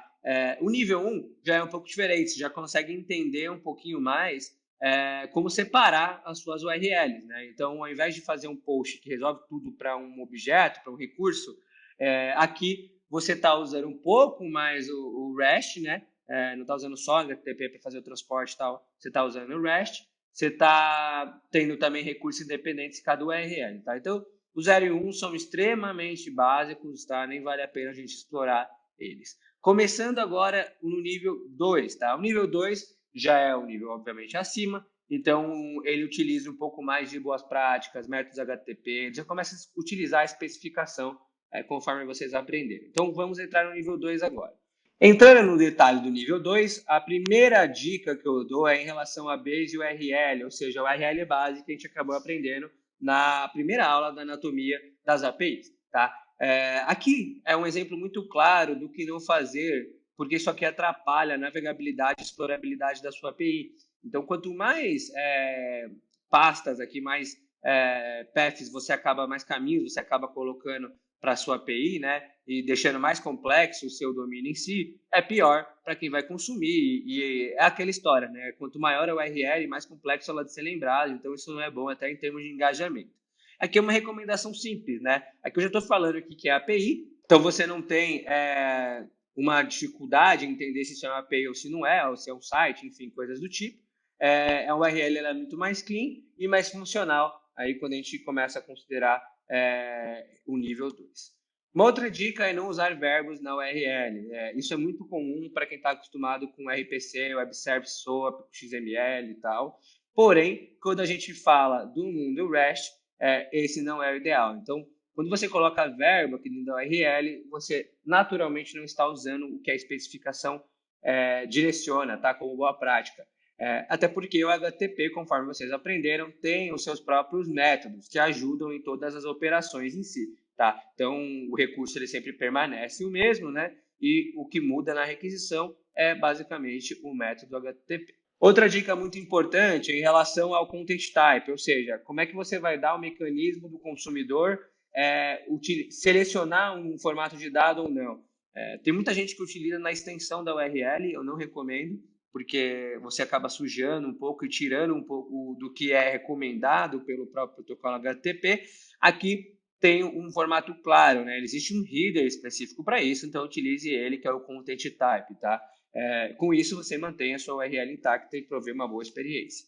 Uma outra dica importante é manter a URL clean, tá? E simples, em termos de hierarquia. Agora a gente está comentando.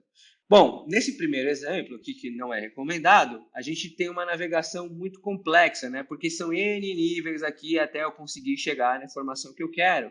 A recomendação é, faça uma mistura disso com query string. Então, use no máximo 3 níveis, tá? Esse é um exemplo claro de como é que você consegue ter uma clareza na URL do que está acontecendo em termos operacionais, né? Então, aqui você navega, coloca ID, navega, coloca ID e depois coloca uma query string aqui para, de fato, retornar o dado que o cliente espera de uma maneira simples e fácil dele conseguir compreender, tá? Essa eu nem precisava falar, mas vale citar aqui, tá? No nível 2, é claro que a gente precisa utilizar os status code para informar em termos de comunicação e trazer padronização para o cliente, tá? Então, essa é óbvia, mas ela está aqui também como uma das etapas necessárias para se atingir esse nível 2. Ainda no nível 2, a paginação e filtro, eu quero dar algumas recomendações práticas, né, para isso. A primeira delas é a utilização de offset limit. Então, eu já comentei sobre isso numa aula específica de paginação. Quem quiser saber um pouco mais, é legal fazer essa aula. Então, essa é a técnica que eu recomendo. Uma outra questão muito importante é, caso você não utilize offset limit, estiver usando paginação com page size, especifique aonde começa a sua paginação. Tá? Porque se você não especifica, vamos supor que o desenvolvedor vai consumir a página 1 e a página 0 vai ter o mesmo resultado, isso é uma péssima experiência. Então, se você vai usar page size, pelo menos especifique se a busca começa na página 0 ou na página 1. Um outro ponto importante é você disponibilizar uma flexibilidade de range de data, porque muitas das vezes o consumidor ele quer entender e pegar um dado específico, né? E se você deixa isso de forma fechada, você vai fazer ele fazer mais requisições e talvez não conseguir o dado que ele queria, enfim, consumindo mais infraestrutura do seu lado também. Então, se você conseguir criar mecanismos aqui de ranges de datas, com certeza você já vai facilitar muito quem vai consumir. Um outro ponto importante é não colocar filtros obrigatórios que anulam o objetivo da busca, né? Você tem que tomar muito cuidado com o que você vai colocar required ou não em um filtro dentro da sua API. Aqui alguns exemplos ruins, né? Então, aqui notem que é uma API de ticket, que busca tickets, né? E o ID obrigatório aqui é do agente do ticket. Então, nota que não faz sentido, você está anulando a responsabilidade do que está aqui, tá? E é isso que eu comentei aí no último slide. É muito importante que a responsabilidade ela esteja muito alinhada com o que se diz em termos de endpoint, né? E se você coloca esse filtro aqui, você vai estar criando um trabalho burro do lado do cliente e do server também. Em relação a nível 3, né, agora a gente vai falar de coisas mais avançadas até Hypermedia em si, e já tem uma preocupação mínima do qual é a experiência de um desenvolvedor, tá? Mas ainda não muito avançada, conforme a gente vai ver no nível 4. Bom, aqui, primeira dica, versionamento. Essa dica é bem importante, né? A gente tem N exemplos de tipos de versionamento. Você pode versionar tanto na URL, tanto no header. Vocês também viram, a gente teve uma aula específica para isso, mas de forma muito sucinta, a recomendação é que você utilize o versionamento aqui via path na URL, né? Então você está colocando, especificando ele aqui. E se para você customizar uma versão menor, né, e deixar acesso navegáveis à versão menor, você pode criar um header customizado de que especifica a data daquela versão e caso o cliente não especifique, sempre retorna a última versão. Então esse é o melhor modelo em termos de recomendação quando a gente fala da experiência do developer. E tomem muito cuidado com a quantidade de versões que vocês publicam, né? Porque notem nesse exemplo aqui o quanto que assusta você olhando como primeira impressão versão 21, né? Aí você fica com medo de quebrar o seu cliente, enfim. Então não é o melhor dos mundos, é até um pouco assustador. Ter objetos legíveis e limpos, tá? Isso também é premissa básica. Então, nesse exemplo aqui, vocês notem que tem uma redundância clara que não faz o menor sentido, né? A gente tem aqui um resource de receivable accounts e, ao mesmo tempo, tem um objeto de receivable account aqui. Não faz muito sentido. Ou eu uso algum padrão que eu faça isso para toda a minha API, então eu coloco um body, coloco um data, coisa desse tipo, ou eu simplesmente só retorno o objeto, né? Se eu não quiser retornar informações adicionais além do objeto com a minha API. Outro ponto relevante, geração de tracking, né? E para isso, a minha recomendação é a criação de logs aí com essas propriedades básicas para você conseguir saber exatamente o que aconteceu com o registro, quem criou o registro e por aí vai. Então é bem relevante esse tópico. Um ponto de atenção aqui é que nesse exemplo a gente está mostrando via timestamp, mas você podia colocar um datetime, por exemplo, contanto que toda a sua API seja padronizada de uma maneira só, né? Não utilizar timestamp aqui e datetime em outras propriedades. Então, a ideia aqui é você conseguir manter esse tracking, esse monitoramento, esse mínimo nível de governança. Um assunto polêmico é também a utilização de data, né? De o que eu uso em termos de padrão. Quando você vai fazer o design de uma API global, né, o recomendado é utilizar o que já existe em termos de padrões universais. Então, utilização do ISO 8601 e também colocar a data em UTC, tá? Então, isso é o básico em termos de localização e flexibilidade para quem vai consumir, porque, de certa forma, ele não precisa criar uma complexidade maior em termos de time zone ou coisas desse tipo, tá? Hypermedia, esse tema é um pouco complexo e tem várias controvérsias, tá? Eu, particularmente, gosto em pouquíssimos casos de uso, pelo simples fato de que não ajuda tanto assim o client, dependendo do que ele vai fazer. Tá? Ajuda muito mais a nível de front-end, porque o que é o Hypermedia? Né? São essas capacidades e links navegáveis que você coloca dentro de um objeto. Então, vamos supor que aqui nesse exemplo, a gente está vendo algumas URLs de navegação que facilitaria você fazer um bind, por exemplo, no front-end. Entretanto, existem alguns pontos negativos, que é como é que eu consigo colocar uma description, como é que eu consigo manter um pattern, um padrão REST bem definido com esse tipo de complexidade também dentro da minha API. Então, eu acho que em determinados casos, pequenos casos ajudam, em outros casos não, mas é legal estudar esse conceito para conseguir aplicar caso faça sentido no seu cenário. Vamos entrar agora no nível 4, que para mim é o mais desafiador, né? Porque a gente está olhando nos detalhes, está olhando na experiência do desenvolvedor e por aí vai. Então, vamos lá entender um pouquinho mais do que se trata esse nível. Primeira coisa, dentro do nível 4, extremamente importante é Developer Experience. E o que é Developer Experience na prática? Né? É uma junção de dois conceitos, User Experience e Development Principles. Por quê? A gente está muito acostumado, né, como developer, de usar ferramentas pretas, sem muita boa navegação e usabilidade. Mas isso tem mudado, né? Porque cada vez mais estamos indo para a linha mais produtiva da coisa. Então, por isso é extremamente importante que esse conceito esteja muito bem aplicado. E como é que você sabe se você está bem nesse conceito ou não? Quanto mais tempo o consumidor da sua API demora para entender a sua API, para fazer a primeira requisição, para conseguir atingir um objetivo, pior é a Developer Experience que você está proporcionando para ele. Tá? Então, na prática, esse tema ele é bem interessante e é muito legal que te dá algumas técnicas de como você desenha a sua API. Né? Não adianta você criar uma API para um público-alvo de developer que não é o compatível com aquilo que você está desenhando. Então, aqui você começa mais a pensar em persona e de fato, muda o mindset que uma API ela não é um produto. Ela é, sim, um produto e o cliente final é o desenvolvedor. Então, aqui, inclusive, tem algumas métricas, né? Caso alguém queira depois implementar, é um pouco do que eu já falei anteriormente. Um ponto importantíssimo é em relação à documentação, né? Isso é básico, mas ao mesmo tempo é raro de se ver. Então, assim, seja claro, seja direto, descreva os recursos muito bem definidos, descreva a estrutura de dados, isso é uma das coisas mais importantes dentro de uma API, tá? Porque é o que proporciona, obviamente, a primeira impressão, é o que proporciona a experiência. Então, o portal ele é como se fosse a interface do seu produto e por isso ele é extremamente importante de estar muito bem desenhado, muito bem estruturado, com a sua identidade, sem estar confuso em relação à arquitetura da informação e por aí vai, tá? Aqui é um exemplo ruim.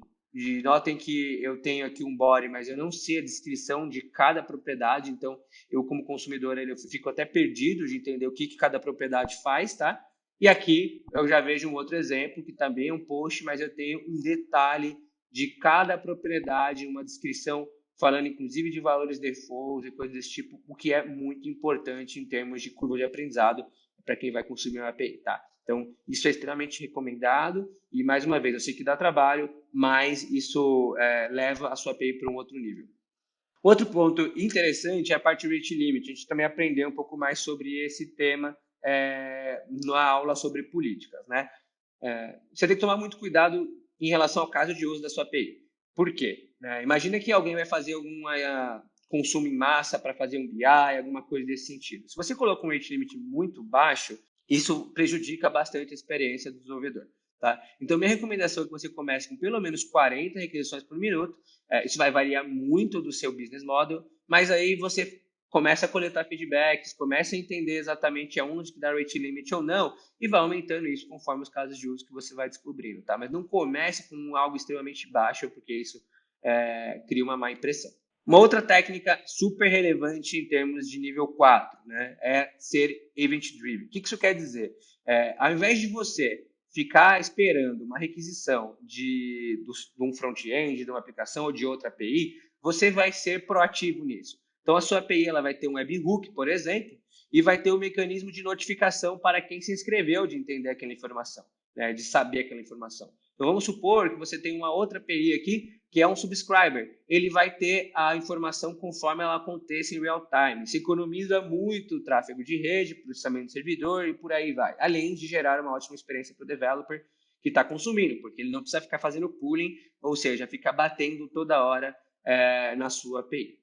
Outro ponto super relevante é, além de você usar os status code, é você conseguir criar mensagens de erro dev-friendly. Tá? O que isso quer dizer na prática? Nesse exemplo, vocês podem notar, um exemplo da API do Twilio, que além do exception e além do código do status code que a gente tem aqui, você recebe uma mensagem com mais detalhes, uma URL para você navegar caso você queira.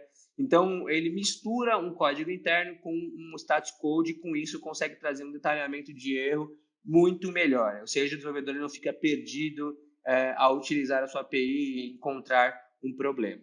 E por último, tenha um ambiente de desenvolvimento sandbox ou mantenha algum mecanismo para que o desenvolvedor consiga navegar e fazer chamadas o mais rápido possível dentro da sua API.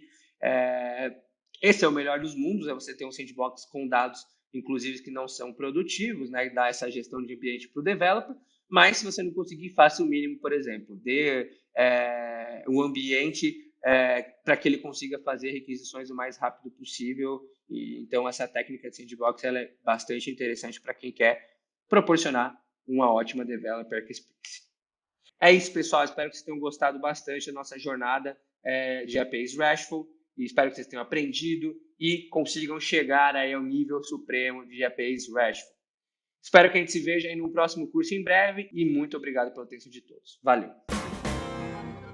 Chegamos ao final do último curso da nossa longa jornada aí de aprender um pouco mais sobre APIs RESTful. Então, apenas recapitulando, falamos um pouco mais sobre a anatomia do API, sobre performance, sobre política e muito mais. Então, se você perdeu uma dessas aulas, por favor, volte às etapas anteriores, veja os últimos vídeos.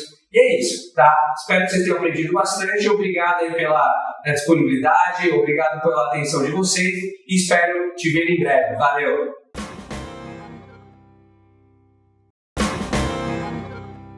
Fala devs, entramos agora no nosso curso de APIs RESTful, onde você vai sair daqui um especialista e conhecer tudo sobre esse tema. Nesse curso vamos falar basicamente sobre uma anatomia de uma API RESTful, como ter uma boa performance, segurança e muito mais. Na primeira aula, agora nós vamos explorar sobre o tema anatomia de uma API RESTful, ou seja, o que compõe uma API RESTful na prática, né? Como é que a gente entende os conceitos que estão incluídos nesse design aí de aplicação de interface, né? Então, nessa primeira aula, nós vamos abordar os conceitos básicos aí de uma API RESTful e também vamos falar um pouco sobre o mercado em si, né? Por que é tão importante a gente estar abordando esse assunto e ensinando um pouco mais sobre esse tipo de tecnologia e conceito. Vamos lá. Primeiro ponto, uma pesquisa bem relevante, né, de 2018, é que um desenvolvedor nos Estados Unidos usa em média 18 APIs, né, para fazer uma aplicação. E, além disso, o catálogo de 2019 do Programmable Web é de que temos hoje mais ou menos 22 mil APIs, sendo que esse número cresce a cada ano pelo menos 2 mil novas APIs, tá? Então, isso mostra um pouco do mercado, o quanto que é relevante e o quanto que a API hoje ela tem ultrapassado as barreiras, não sendo só um assunto técnico, mas também tem entrado aí como uma estratégia de negócio das empresas, tá? Então, agora que eu dei esses números, né, fica muito claro do porquê que a gente realmente precisa falar sobre a API, né? É uma parada obrigatória, porque a API hoje ela tem vários casos de uso. Então, independente se você está fazendo uma API para fazer uma integração do seu próprio front-end ou se você vai disponibilizar isso para fora, aí você tem que entender os conceitos para conseguir aplicar as melhores práticas e ser o mais eficiente e escalável possível, tá bom? Bom, mas afinal, né, a dúvida que todo mundo tem, o que é, na prática, uma API RESTful? Vale dizer que não existe uma API REST, tá? Porque REST é o conceito, é o conjunto de regras aí e as definições de arquitetura desse padrão. O que existe na prática é a API RESTful, ou seja, o full é sobre a aplicabilidade, o quanto que essa API ela tem aplicada os conceitos de arquitetura do REST. E a API, por sua vez, ela quer dizer uma interface, né? Então, é uma interface de comunicação muito clara que você desenvolve e acaba escalando isso em termos de vários sistemas, enfim, é um service layer aí que você acaba criando um modelo de API, tá? Para a gente entender um pouco mais esse conceito, eu quero falar sobre um cenário real. Então, imagina que você hoje é um desenvolvedor, você tem um conhecimento culinário aí expressivo de mercado e quer desenvolver uma API para que outros desenvolvedores consigam criar aplicações ou portais ao redor disso, tá? Para isso, o primeiro passo que você vai fazer é armazenar todas essas informações, sendo elas estruturadas ou não, em um banco de dados, né? E aí a gente pode falar de banco de dados SQL, do banco de dados NoSQL e por aí vai, mas tudo isso que você tem na sua mente, você vai começar a estruturar isso dentro de um banco de dados. E aí vamos supor, né, imaginar que duas coisas são bem interessantes nesse seu conhecimento. O primeiro ponto é que você viajou muito, então você tem muitas recomendações de vinhos e combinações e por aí vai, e também você pode proporcionar um ranking de receitas e coisas que combinam com esses vinhos e por aí vai. Então, você vai conseguir, você vai armazenar esse tipo de conhecimento seu num banco de dados e ter isso como ponto de partida. E para disponibilizar essa informação, você vai usar uma API aí no padrão REST, beleza? E aí, como é que funciona uma API na prática? Um desenho macro disso e funcional é de que você tem essa informação aqui no banco de dados, não necessariamente você precisa ter sempre o banco de dados, tá? Isso vale citar, mas nesse cenário que a gente está comentando sim. Então, você tem um banco de dados, você tem uma interface aqui, uma API, essa API ela faz as requisições das informações e traz isso e trafega, né, como intermediador para os front-ends aí que estão conectados, seja eles um mobile app, um web app, ou inclusive uma outra API, tá? Então, em termos de funcionamento, ela funciona como essa camada intermediária de comunicação e por isso o termo API é uma interface de comunicação em si, tá bom? Para fazer isso, né, ela usa o formato de requisição HTTP. Então, a gente vai falar de APIs RESTful, ou seja, a API RESTful ela utiliza aí os fundamentos de HTTP como pilar, né, de comunicação, e por isso ela trabalha com um modelo de requisição e resposta. Então, Imagine que eu tenho aqui uma aplicação chamando, eu tenho uma requisição, como resposta, né, o response HTTP, a API é o que faz esse tipo de processamento da mensagem, independente do que ela precisa fazer por trás, se é uma requisição no banco, se é um cálculo, coisa desse tipo, beleza? Um outro conceito aqui que você precisa entender é em relação à URL base, né, que é como se fosse o domínio. Então, a primeira escolha, né, para você conseguir criar uma API dessa URL, né, porque isso vai direcionar toda a explorabilidade e navegabilidade dentro da sua API. Então, nesse exemplo como é um exemplo de gastronomia, né, onde o seu conhecimento está armazenado no banco de dados, você vai expor, eu estou criando aqui uma URL base de api.minhagastronomia.com. Tem vários outros tipos de base URL que você pode construir, mas na minha visão, quanto mais longa essa base URL, mais complexa fica. É igual um site, né? Quanto mais a URL fica difícil de ser lembrada, menos engajamento ou fácil acesso você dá para quem vai consumir esse tipo de informação. Então, tem que ser o mais clean possível.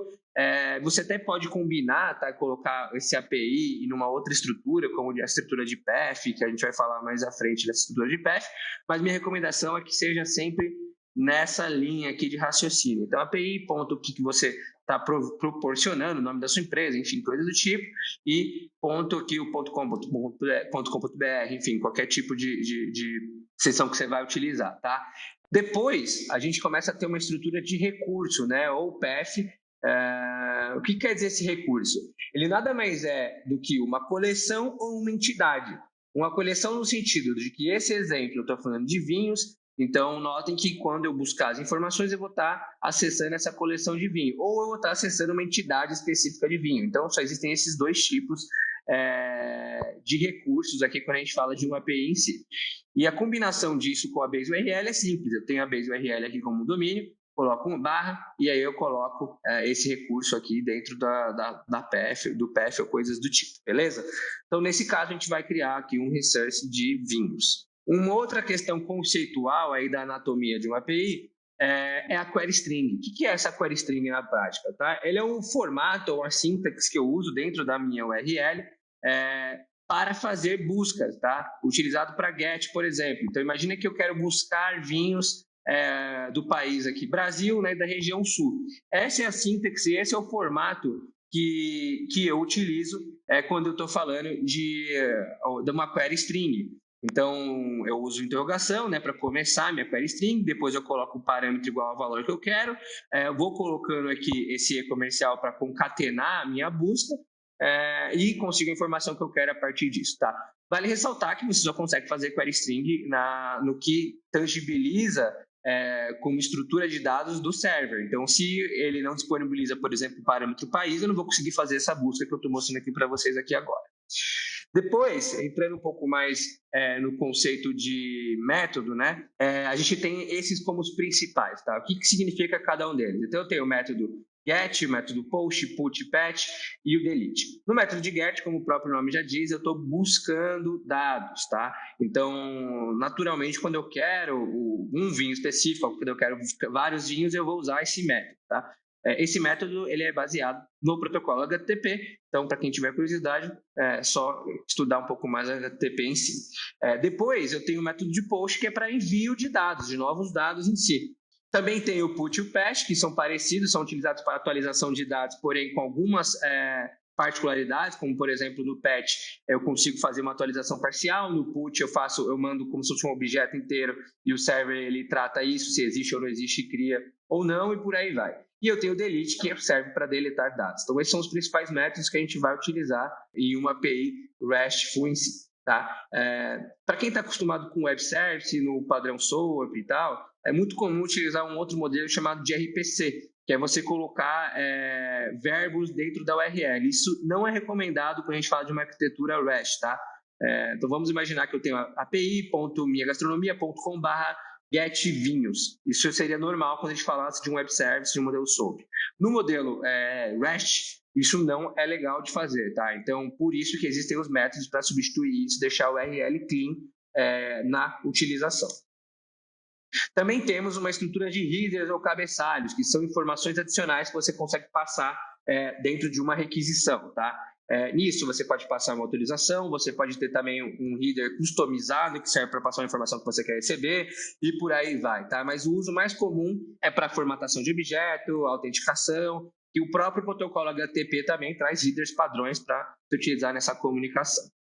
Temos também o body, que serve como corpo da mensagem. Então, isso é utilizado principalmente, obviamente, nas operações de que você está enviando um dado para atualização, um novo dado para inserção e por aí vai, tá? Normalmente para get e delete a gente não precisa utilizar, então por isso que ele é específico para esse tipo de método, mas ele nada mais é do que o objeto para fazer essa comunicação. Temos também os códigos de status, que por sua vez eles servem eles têm um caráter informativo para quem está consumindo, e ele tem uma listagem bem interessante, a gente vai ter uma aula depois só sobre isso. Mas aqui são os principais aí que a gente vê em termos de utilização, tá? Mas só dando um overview rápido aqui, a gente tem alguns grupos, né? O grupo 1, por exemplo, de status codes é um grupo mais informativo, pouco utilizado. O grupo 2 é um grupo mais de sucesso, então ele é amplamente aí utilizado. O grupo 3 é de redirecionamento, também não é tão utilizado, mas ele tem sim uma utilização. O grupo 4, ele serve para erros do lado do cliente e o grupo 5 para erros do lado do servidor, tá? A gente vai ter uma aula específica para isso, então por isso eu estou passando rapidamente nesse conceito, mas vale ressaltar que é extremamente importante o estudo desse conceito porque ele ajuda muito na experiência de quem está consumindo em si, tá bom? Falando agora da estrutura de autenticação, né, a gente tem alguns tipos disponíveis. A primeira delas e bastante utilizada é o tipo de Basic Authentication, no qual é basicamente um usuário e senha codificado em Base 64 e é passado isso via header da requisição, tá? Então esse é um tipo bem comum. A gente vai ver depois alguns prós e contras em outras aulas mais à frente, na aula de segurança especificamente, mas esse é um tipo aqui que vale ressaltar. Também temos um outro tipo que é um tipo de token, né, que pode ter vários modos de uso, seja ele num protocolo ALF, que também a gente vai estudar um pouco mais, seja ele num API token, que é passar isso via query string ou via header, mas na prática é um token, como se fosse um token do banco que dá acesso e permissão para que você consiga consumir recursos de uma API em si, tá? E aí, conseguiu entender então um pouco melhor de como é que funciona uma API, como é que é a anatomia dela, do que ela é composta em termos técnicos e funcionamento? Para deixar ainda mais claro, né, eu trouxe um exemplo da internet, então essa é uma API pública, se vocês entrarem nesse site aqui, vocês vão conseguir ver isso que eu estou falando, que mostra todo o consolidado desses conceitos, dessa anatomia que eu acabei de explicar agora, tá? Então, eu estou usando aqui um URL de users, ou seja, um recurso de users, no qual eu estou passando uma query string especificando a página que eu quero buscar o dado. Aqui está o dado, né? Aqui está o método que eu estou fazendo, então eu estou fazendo um get de informações de usuário, e aqui está a resposta do servidor, dando um status code aqui de 200, me trazendo a informação de que está tudo funcionando conforme previsto. Finalizamos aqui a nossa primeira aula, no qual exploramos o tema de anatomia de APIs REST, ou seja, entendemos exatamente o que compõe, o que está contido dentro de uma API nesse padrão REST. Espero que vocês tenham gostado e fiquem ligados aí nas próximas aulas. Valeu!